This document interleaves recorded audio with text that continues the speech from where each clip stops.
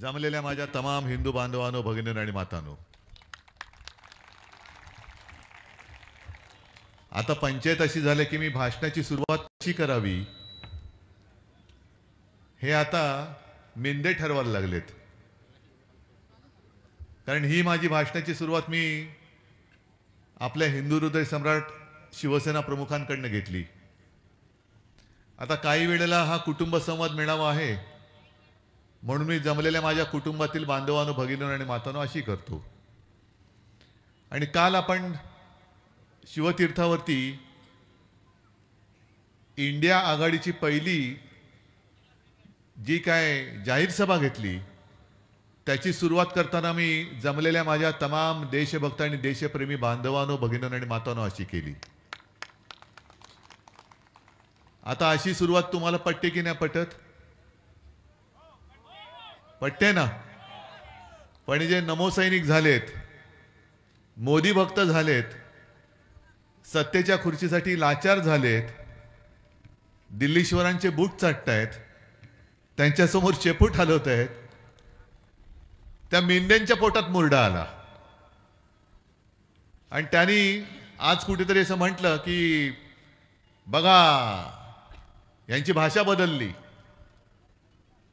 मला त्यांना विचारायचं आहे नमोसैनिकांना आणि मोदी भक्तांना, का हो मोदी भक्तांनो, तुम्ही देशभक्त नाही आहेत का?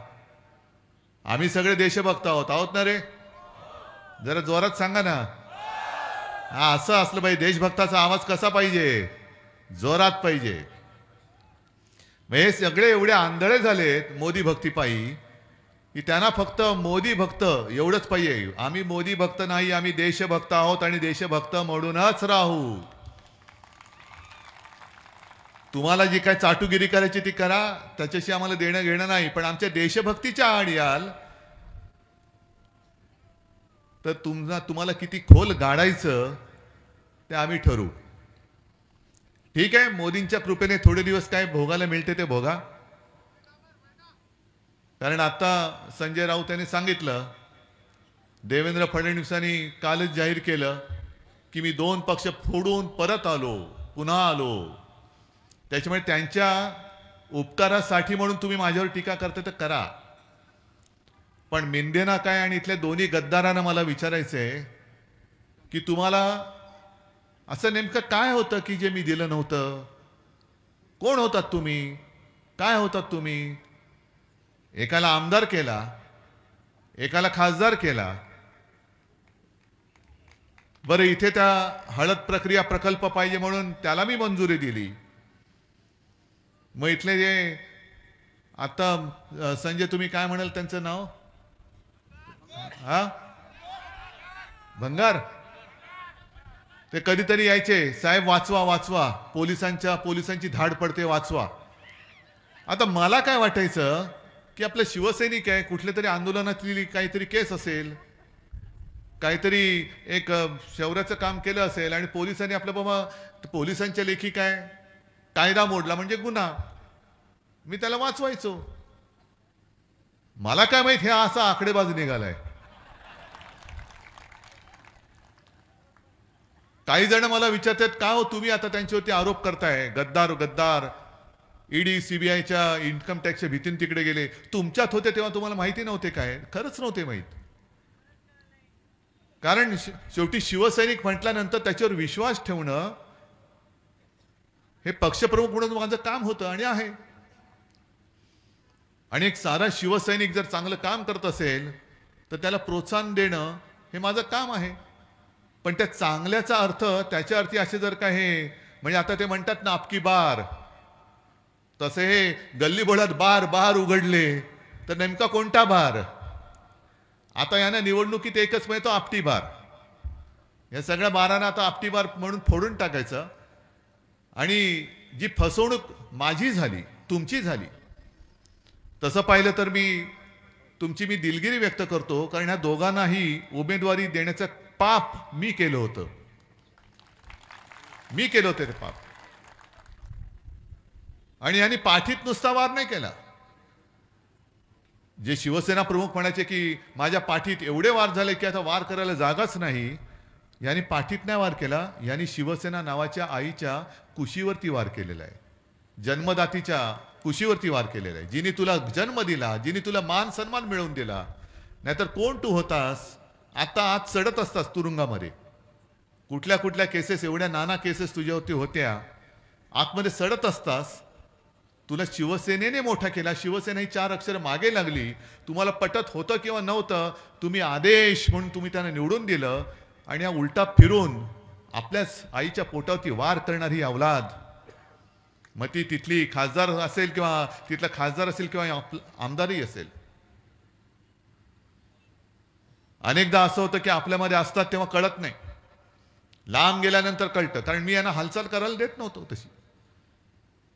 ज्याप्रमाणे मी सर्वांना सांगतोय, आता अंबादास दानवे म्हणाले की कोरोना काळात मी किती काम केलं. संजय राऊतनी सांगितलं, तुम्हाला सगळ्यांना सुद्धा माहिती आहे.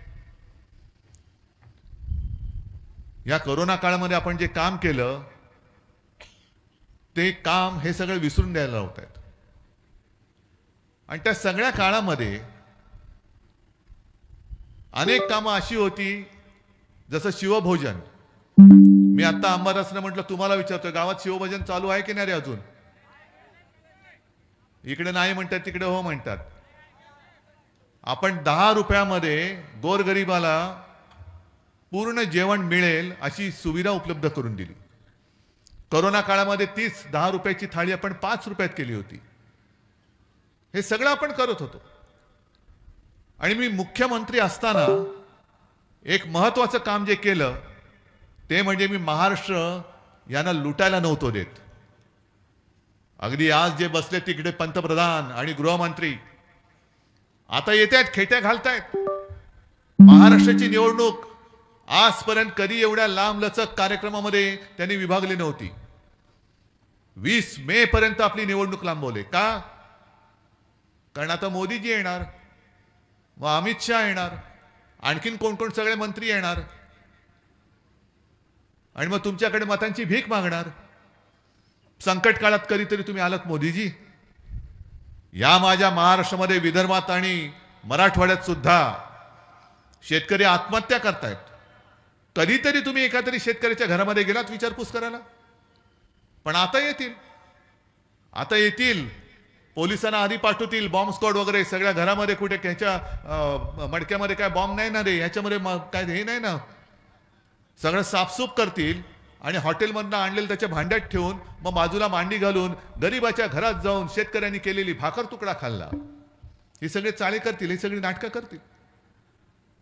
पण विशेष म्हणजे जे मी तुम्हाला म्हटलं, मी महाराष्ट्रानं लुटू देत नव्हतो.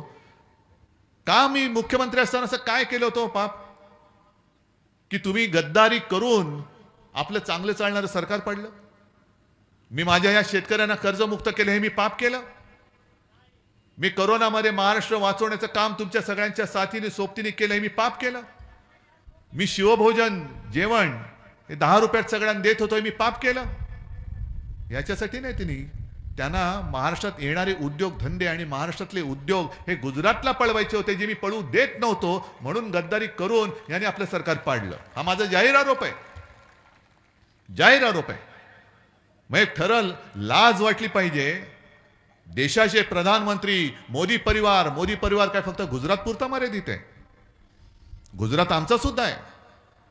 आमचा आणि इथे महाराष्ट्रात वर्षानुवर्षे पिढ्यानपिढ्या राहणाऱ्या गुजराती माता भगिनी बांधवांचा अजिबात वैर नाहीये. अनेकदा मुंबईमध्ये सुद्धा शाखांमध्ये गुजराती बांधव येतात. मुलाला शाळेची ऍडमिशन पाहिजे, कोणाला तरी हॉस्पिटलमध्ये ऍडमिट करायचंय, रक्त पाहिजे, आम्ही देतोच. कारण आम्ही भेदभाव करत नाही, हे आमचं हिंदुत्व आहे. पण तुम्ही जणू काय फक्त गुजरातचे पंतप्रधान आहात आणि जे काय आहे ते गुजरातमध्येच न्यायला पाहिजे अशा पद्धतीने जे वागता आहात. काय माझ्या शेतकऱ्यांनी काय तुमचं घोडं मारले? अलीकडच्या काळामध्ये सुद्धा तुम्ही वाचत असाल किंवा टीव्हीवर पाहत असाल, 3 उद्योग सेमीकंडक्टर म्हणजे काय ती चिप बनवण्याचा 1,00,000-1.5 लाख प्रत्यक्ष आणि अप्रत्यक्ष रोजगार त्यातून मिळणार. त्या 3 पैकी 2 उद्योग प्रधानमंत्री महोदयांनी गुजरातमध्ये नेले. गुजरात, एक आसाममध्ये. काय महाराष्ट्राने काय असा गुन्हा केलाय? महाराष्ट्रामधला हिरे व्यापार तुम्ही गुजरातला घेऊन गेलात. फिल्मफेअर अवॉर्डचं ते फंक्शन तुम्ही गुजरातमध्ये घेऊन गेलात. क्रिकेटची फायनलची मॅच ते सुद्धा गुजरातमध्ये घेऊन गेले. आता अनेक जण म्हणतात, माझा काय त्याच्यावरती विश्वास नाही म्हणा, तुमचा आहे काय कल्पना नाही, की ती मॅच जर का मुंबईत झाली असती तर आपण जिंकलो असतो असं काही जणांचं म्हणणं आहे बाबा.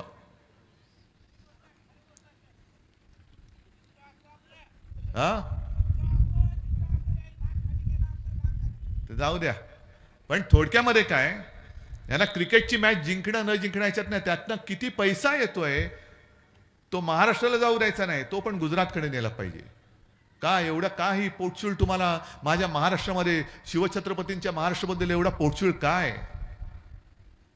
शेतकऱ्यांच्या बाबतीत जे मी सांगतो, मी गेल्या आठवड्यामध्येच यवतमाळ वाशिमला गेलो होतो. तिथे प्रधानमंत्री आले होते आणि त्या प्रधानमंत्र्यांना भेटण्यासाठी तिथल्या एका गावातले दाबडी गावाचे शेतकरी प्रयत्न करत होते, नाही भेटू दिलं. दिल्लीला गेले होते शेतकरी दाबडी गावातले, नाही भेटू दिलं. का भेटू इच्छित होते तर 2014 साली त्या दाबडी गावात प्रधानमंत्री आले होते आणि त्यांनी चाय पे चर्चा, म्हणजे संजयजी तुम्ही सांगितलं त्या स्टेशनवरती चहा विकत असतील वगैरे, कल्पना हा संशोधनाचा विषय होईल. पण 14 साली त्यांनी तिथे चाय पे चर्चा केली होती आणि मी त्या दाबडी गावासाठी काय काय करीन, कापूस उत्पादक शेतकऱ्यांसाठी काय करीन, तुमच्यासाठी काय करीन, मोठमोठ्या थापा मारून गेले. 10 वर्ष होत आली, अजूनही कसला पत्ता नाहीये. आणि शेतकरी तिकडे जायला निघाले, नाही जायला दिलं. प्रधानमंत्री गावात त्या यवतमाळमध्ये येत होते, शेतकरी भेटू इच्छित होते, पोलिसांना सांगून त्यांना बाजूला कोंडून ठेवलं. हे असे पंतप्रधान अगदी कडेकोट बंदोबस्तात येणार आणि जाहीर सभेमध्ये भाई और बहनो मित्रों करणार आणि पुन्हा पुन्हा पुन्हा पुन्हा, म्हणजे त्यांच्याच शब्दात सांगायचं तर एकच प्रॉडक्ट किती वेळा तुम्ही पुन्हा पुन्हा नवीन लेबल लावून लॉन्च करणार आहात? म्हणजे माझ्या लहानपणी, आणि खरं आहे मी लहान होतो लहानपणी, तुम्ही पण असाल ना लहानपणी, लहान होतात की नाही? का 38 वर्षाचे होतात? मी लहानपणी 38 वर्षाचा होतो तसं नाही, मी लहानपणी खरंच लहान होतो. त्यावेळेला एक साबण यायचा हमाम, आठवतंय का कोणाला?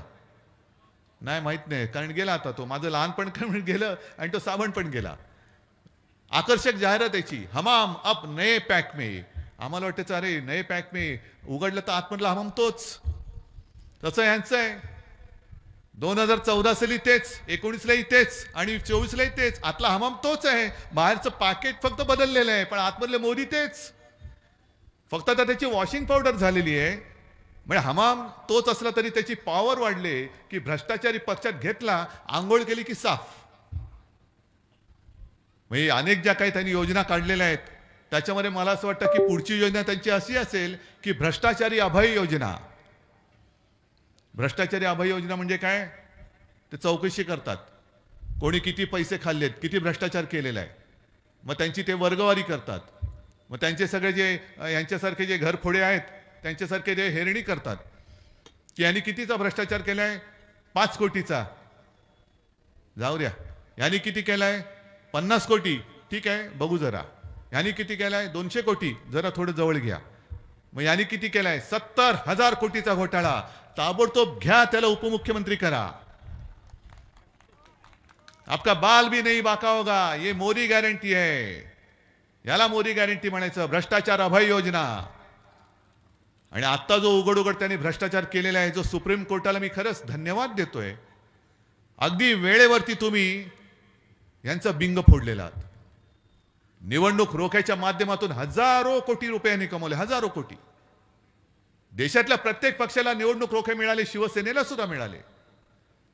पण प्रमाण जर का पाहिलं तर यांना 8,000 कोटी 10,000 कोटी हे एका पक्षाला मिळत आहेत.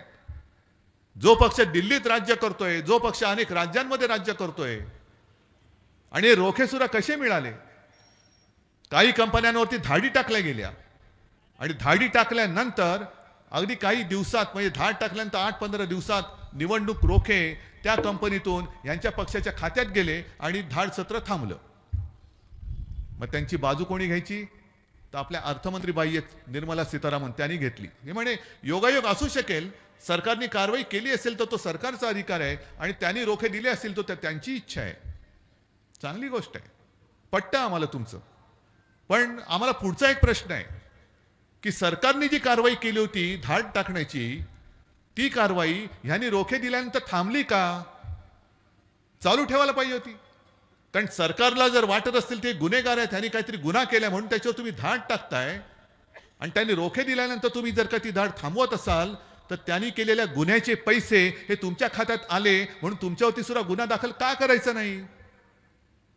बरं, काही काही तर असे आहेत की ज्यांचा जो नफा आहे तो अगदी 100-150 कोटी असेल, पण त्यांनी रोखे दिलेत ते काही हजार कोटीचे दिलेले आहेत.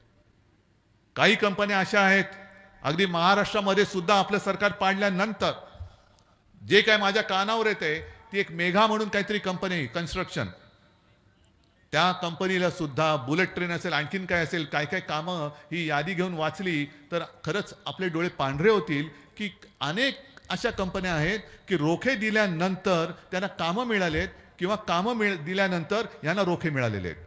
महाभ्रष्टाचार नाहीये. कोणत्या तोंडाने तुम्ही सांगता ना खाऊंगा ना खाने दूंगा? खाते तर भरपूर, स्वतः खाताय, पण आमच्यापैकी जरा जरी कोणी काही इकडचं तिकडे केलं तर त्याच्या मागे नसत्या खोट्या केसेस लावून भाजपात ये नाही तर तुरुंगात जा असे सांगतायत. हे संजय राऊतनं सुद्धा दडपण आणलं होतं, पण संजय राऊत तुम्हाला माहिती आहे कसं आहे. म्हणजे मला तर खात्री आहे की ईडीने सांगितलं असेल जा बाबा इकडे थांबू नकोस, तू जा, आमच्याकडे राहू नको, आम्हाला काहीतरी करशील. कारण कर नाही त्याला डर कशाला. हे आता काल राहुल गांधी शिवाजी पार्कच्या सभेत बोलले की त्यांच्यामधला एक मोठा नेता, तुम्हाला अंदाज आला असेल, त्याच्यामुळे सोनियाजींकडे जाऊन रडले की मी काय करू, मला आता तुरुंगात जायचं नाहीये. अरे पण पक्षाने एवढं सगळं तुला दिलं, काय काय जणांना मुख्यमंत्री केलं, उपमुख्यमंत्री झाले, मंत्रीपद दिली, भरघोस सगळं केलं, कुटुंबाचं कोट कल्याण केलं. मग एवढं सगळं केल्यानंतर पक्षासाठी तू थोडी सुद्धा त्रास घ्यायची तुझी तयारी नाही? एक तर पहिला म्हणजे पाप का केलंस? आपले सुद्धा जे काही मिंदे पडून गेले, मी जे तुम्हाला सांगितलं की 70,000 कोटीचा घोटाळा केला तर उपमुख्यमंत्री पद, कारण 70,000 कोटीचा घोटाळ्याचा आरोप मी नव्हता केला, माझे उपमुख्यमंत्री म्हणून ते बसायचे. आरोप मोदीजी तुम्ही केलात, आरोप देवेंद्र फडणवीसजी तुम्ही केला होतात. आणि तुम्ही सांगितलं होतं की तुमचं सरकार आल्यानंतर अजित दादा चक्की पिसिंग पिसिंग पिसिंग. मग आता हे काय तुमचं पिसिंगला शब्द दुसरं काय? आता एवढे जवळजवळ बसतात, आरोप करणारे तुम्हीच. आरोप करायचं, कुटुंब उद्ध्वस्त करायचं, पक्ष फोडायचा आणि स्वतःच्या मांडीला मांडी लावून त्याच भ्रष्टाचारी माणसाच्या बरोबर लावून तुम्ही राज्य चालवायचं. हे काय जनतेला आता कळत नाही? एक तर स्वतः भ्रष्ट, म्हणजे मी दुपारच्या सभेत बोललो की 2 पक्ष फोडून मी पुन्हा आलो. देवेंद्र फडणवीसजी, तुमचं नाव देशाच्या आणि राज्याच्या इतिहासात उत्तम घरफोड्या म्हणून झाल्याशिवाय राहणार नाही. उत्तम घरफोड्या. आणि म्हणून मी सगळ्यांना सांगतो की एकतर शुभ कार्य त्यांना कधी बोलू नका, लग्नाला वगैरे तर अजिबात बोलू नका. कारण ही भाजपची अवलाद अशी आहे, येणार मस्त श्रीखंड बासुंदी होती, ताव मारतील, पुरणपोळ्या तूप वगैरे टाकून मस्त जेवतील, ढेकर वगैरे देतील आणि नवरा बायकोत भांडणं लावून दुसऱ्या पंक्तीत जेवायला जातील. ही यांची नालायकपणाची हद्द झालेली आहे. आज 10 वर्ष होत आली जी वचनं किंवा थापा, म्हणजे मी काल परवाच्या सभेत हे सुद्धा बोललो होतो की अमित शहा जे म्हणाले की यांची महाविकास आघाडी म्हणजे 3 पक्षाची आपली शिवसेना, काँग्रेस आणि राष्ट्रवादीची ही पंक्चर झालेली रिक्षा आहे. आणि मी त्यांना उत्तर दिलं की तुम्ही महाविकास आघाडीला पंक्चर झालेली रिक्षा बोलत असाल तर तुमचं डबल ट्रिपल चौबल इंजिनचं सरकार, त्या सरकारला सगळी भ्रष्टाचाराची चाकं का लागतायत? तुमच्या इंजिनाला भ्रष्टाचाराची चाकं लागलेत. आणि पूर्वी एक वाफेवरती चालणारं इंजिन होतं, यांचं थापेवरती चालणारं इंजिन आहे. नुसत्या थापा मारत जायचं, भग भग भग भग भग भग थापा मारायच्या नुसत्या. तर तुम्ही स्वतःला विचारा की 2014 साली मोदींनी जी काय आश्वासनं दिली होती विशेषतः शेतकऱ्यांना, मला एकाने तरी हात वर करून सांगायचं होय मला त्याचा लाभ मिळाला, मला सांगा. म्हणजे हे जे वचन त्यांनी दिलं होतं स्वामीनाथन अहवालाच्या शिफारशीप्रमाणे की जो शेतकरी कोणतं पीक पिकवत असेल, सोयाबीन असेल, कापूस असेल, धान असेल, आणखीन काही असेल, त्याचा उत्पन्न खर्च जो काही येतो त्याच्यामध्ये 50% रक्कम अधिक टाकून जी रक्कम येईल ती त्याला आम्ही हमीभाव म्हणून देऊ. हे त्यांनी दिलं होतं की नव्हतं वचन? दिलं होतं ना? मग मिळाले पैसे तुम्हाला? पीक विमा योजना किती पैसे मिळालेत? बरं, पीक विम्याची अग्रिम रक्कम किती मिळालेत? आता कृषी मंत्री कोण आहेत? धनंजय मुंडे आहेत का? आमदार धनंजय मुंडे आहेत ना, मराठवाड्याचेच आहेत. त्यांना विचारा, दिवाळीपर्यंत म्हणजे कालच्या दिवाळीपर्यंत आम्ही अग्रिम रक्कम शेतकऱ्याच्या खात्यात जमा होईल अशा सूचना दिलेल्या आहेत. अरे कोण तुमचं ऐकत नाही ना, विमा कंपन्या तुमचं ऐकत नाही, सारं कोणी काही ना कोणी ऐकत नाहीये. तुमचं सरकार असं नुसतं राम भरोसे चाललेलं आहे. मोदीजींना आणि अमित शहाना सरकार पाडायला वेळ आहे, पण शेतकऱ्यांकडे लक्ष द्यायला वेळ नाहीये. आणि यांना 400 पारचा नारा ते देत आहेत. कशासाठी देत आहेत? जे मी सांगतोय तुम्हाला की यांना संविधान बदलायचंय, घटना बदलायची, घटनेची पायमल्ली यांना करायची. आणि मी माझ्या मन की बात नाही मी करत, इकडे बातमीच घेऊन आलेलो आहे मी. हे बघा, राज्य घटना दुरुस्तीसाठी बहुमत द्या, भाजपा खासदार यांच्या वक्तव्यावरून वाद. हे अनंतकुमार हेगडे म्हणून त्यांचे मला वाटतं केंद्रातले मंत्री किंवा माजी मंत्री आहेत, त्यांनी सांगितलेली ही बातमी आहे.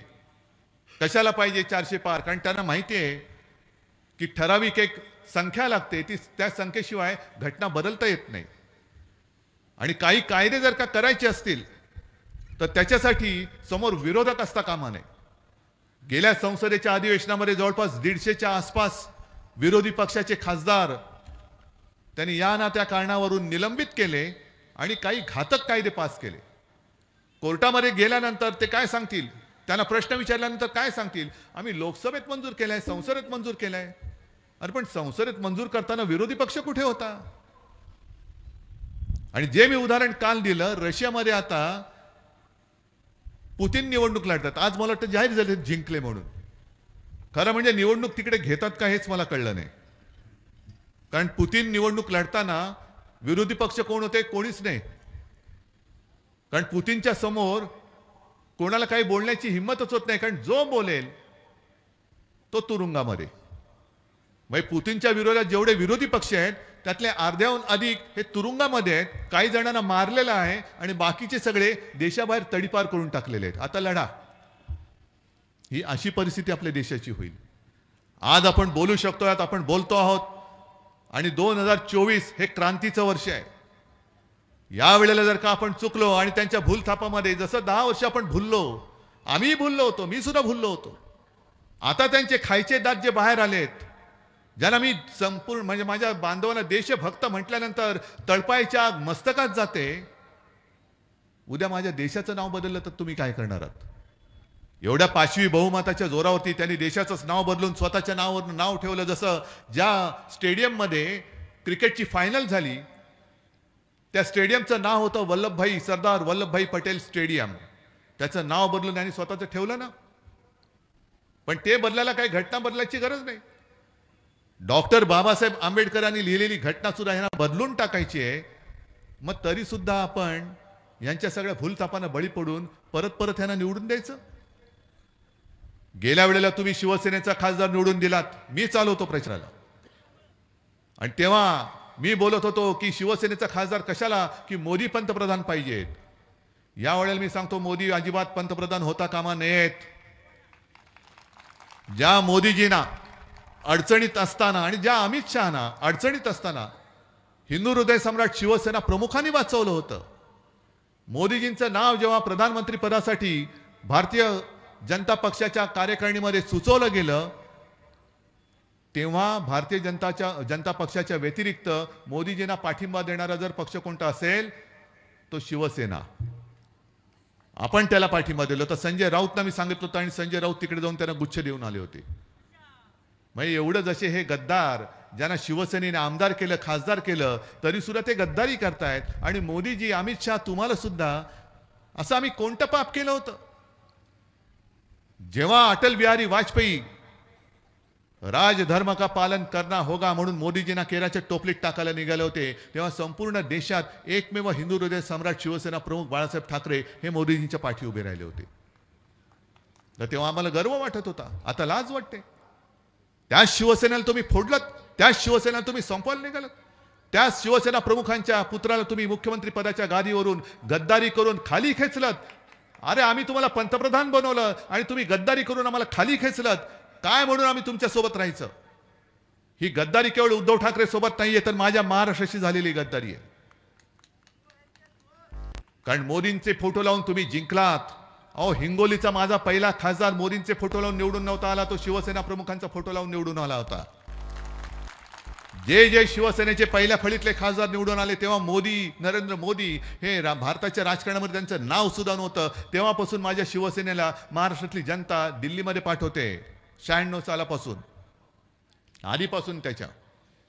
हे तुमचे फोटो अलीकडे लागायला लागले. बरं, मोदीजींचा फोटो तुम्ही लावताय. आता त्यांना कळले की महाराष्ट्रामध्ये मोदीजींचा फोटो लावून मत नाही मिळणार. मग काय करायचं? शिवसेना फोडायची, शिवसेना चोरायची.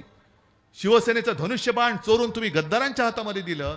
एवढंच नाही तर हिंदू हृदय सम्राट शिवसेना प्रमुखांचा फोटो लावून तुला मतं मागायची वेळ येईल तुम्हाला. ही तुमची अवदासा तुम्हाला सुचली म्हणून तुमची दशा झालेली आहे. जर 2019 साली मी काय मागितलं होतं? मी माझ्या वडिलांना, हिंदू हृदय सम्राटांना वचन दिलं होतं, एक मुलगा म्हणून, पुत्र म्हणून, की मी आपला शिवसैनिक मुख्यमंत्री करून दाखवेन. आणि ते वचन माझं अजूनही अपूर्ण आहे. मी शिवसैनिक आहेच, पण मी मुख्यमंत्री होऊन दाखवेन नव्हतो बोललो, शिवसैनिक मुख्यमंत्री करून दाखवेन बोललो होतो. आणि अमित शहा घरी आले होते. आज तुम्ही म्हणताय की एक घराणं पक्ष चालवतंय, मग तेव्हाही एकच घराणं पक्ष चालवत होता, आजही चालवतंय. आणि जनतेच्या मनात असेल तो उद्याही एकच घराणं पक्ष चालवेल.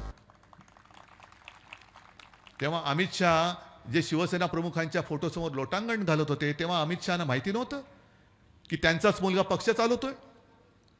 तेव्हा तुम्ही दिलेलं वचन 2.5 वर्षाचं मुख्यमंत्रीपद. आणि मी तुळजाभवानीची शपथ घेऊन बोललेलो आहे. मी माझ्या आई वडिलांची शपथ घेऊन बोलतोय, छत्रपती शिवाजी महाराजांची शपथ घेऊन बोलतोय. मग ते 2.5 वर्ष तुम्ही आम्हाला शिवसेनेला ठरल्याप्रमाणे मुख्यमंत्रीपद दिलं असतं. आज ही तुम्हाला भाडोत्रीगिरी, भाडखवगिरी कशाला करायला लागली असती? अख्खी शिवसेना तुमच्या सोबत होती. मग तुम्हाला जर का अशीच जर का कपाळ करंटे तुम्ही निघालात, अख्खी शिवसेना बरोबर आहे, नाही आम्हाला फक्त चोरच पाहिजेत, त्यातले गद्दारच पाहिजेत, घ्या आणि भोगा, आता तुमचं काय होईल ते तुम्ही बघा. कारण जे शिवसेना प्रमुखांनी आम्हाला शिकवले, जे आपल्या कर्माने मारणार आहेत त्यांना धर्माने मारायचं नाही. आपल्या कर्माची फळं जो तो भोगेल. आणि ही लढाई ही केवळ मला मुख्यमंत्री पदावरून खाली घेतलं सोडून द्या, माझ्या स्वप्नातही कधी मुख्यमंत्रीपद नव्हतं. पण ज्या शिवसेनेने तुम्हाला वाचवलं, ज्या शिवसेनेने तुम्हाला मोठं केलं, ती शिवसेना तुम्ही संपवायला निघालात. आता तुम्हाला आम्ही संपवल्याशिवाय थांबत नाही. आता महाराष्ट्रामध्ये भाजपला आपल्याला संपवावंच लागेल. एक सुद्धा मत या गद्दारांना पडता कामा नये. गद्दार म्हणजे हेच केवळ नाहीत, तर अगदी भाजपा सुद्धा हा सुद्धा गद्दारच आहे. कारण जे फडणवीसांनी सांगितले 2 पक्ष आम्ही फोडले, याच्याहून जास्त मोठा पुरावा काय पाहिजे तुम्हाला? जे आपले मिंदे म्हणतात उद्धव ठाकरेंनी बाळासाहेबांचे विचार सोडले, यांनी हिंदुत्व सोडलं म्हणून आम्ही तिकडे गेलो, हे साफ झोट. हे देवेंद्र फडणवीसांनी सांगितलं म्हणून देवेंद्र फडणवीसांचे मी जाहीर आभार मानतो की तुम्ही यांचं भांड फोडलत. कदाचित आता तुम्हाला त्यांचं ओझं जास्त झालं असेल, कारण भाजपच्या खांद्यावर गद्दारांचे ओझे असं झालं असेल तर मला माहिती नाहीये. पण सरळ सरळ पक्ष फोडताय आणि तुम्ही आम्हाला हिंदुत्व शिकवताय. असं काय आम्ही हिंदुत्व सोडलं? तुम्हाला वाटतं मी हिंदुत्व सोडलं? हिंदुत्व सोडलेलं नाही तरी देखील आज माझ्यासोबत मुस्लिम बांधव का आलेत? आलेत ना? का आलेत? याचं कारण त्यांना सुद्धा कळले की खरं आणि खोट्यातला फरक कळलेला आहे. विश्वास ज्याच्यावर ठेवू शकतो आणि विश्वासघात कोण करू शकतो यातला फरक त्यांना कळलेला आहे. आणि आमचं जे हिंदुत्व आहे, मी प्रत्येक सभेत सांगतो की आमचं हिंदुत्व हे घरातली चूल पेटवणार आहे आणि भाजपचं हिंदुत्व हे घर पेटवणार आहे. बघा तुम्हाला कोणतं हिंदुत्व पटतंय. आणि ही अशी लढाई जी आहे ही लोकशाहीची लढाई आहे, ही जनतेची लढाई आहे, ही आपल्या भारत मातेची ही लढाई आहे. नुसतं भारत माता की जय जे बोलतायत ती लोक, भाडखाऊ जनता पक्ष, भाडोत्री जनता पक्ष, त्यांना भारत माता की जय बोलण्याचा अधिकार नाहीये. कारण एक तर त्यांचा स्वातंत्र्य लढ्यामध्ये एक कणभर सुद्धा सहभाग नव्हता. ना देशाच्या स्वातंत्र्य लढ्यामध्ये होता, ना मराठवाडा मुक्ती संग्रामात होता, ना संयुक्त महाराष्ट्राच्या लढ्यामध्ये होता. कुठेही लढ्यामध्ये हे कधीच सामील झाले नव्हते. स्वातंत्र्यानंतर काही काळ तर ते त्यांच्या कार्यालयावरती आपला तिरंगा सुद्धा फडकत नव्हते. आता यांना देशप्रेमाचं भरता आलेलं आहे आणि आता यांना देशाचं स्वातंत्र्य गिळायचंय. स्वातंत्र्य लढ्यात कधी नव्हते, पण स्वातंत्र्य गिळून तुम्हाला आम्हाला सगळ्यांना गुलाम म्हणून ठेवायचंय. ही गुलामाची हे वारसदार नाही, ते मर्दाचे वारसदार आहे. अरे जो मराठवाडा तेव्हा त्या रजाकाराशी लढला तो तुमच्या हुकुमशाहीला दाद देईल? ही संतांची भूमी आहे, तशी मर्दांची सुद्धा भूमी आहे. आणि म्हणून माझ्या समोर आपल्यातनं तिकडे गेले गद्दार, त्यांच्याबद्दल मला बोलण्याची गरज नाही. तुम्ही त्यांना गाडणार आहात ना. पण संपूर्ण देशाचा ज्यांनी विश्वासघात केलाय त्या भाडोत्री जनता पक्षाचा सुद्धा आपल्याला पराभव करावाच लागेल. जे दिल्लीमध्ये येणाऱ्या शेतकऱ्यांच्या वाटेमध्ये खिळे ठोकतायत, त्यांच्या अंगावरती बंदुका रोखतायत, त्या मोदी सरकारला दिल्लीमध्ये येण्यापासून शेतकऱ्यांना त्यांना रोखावंच लागेल.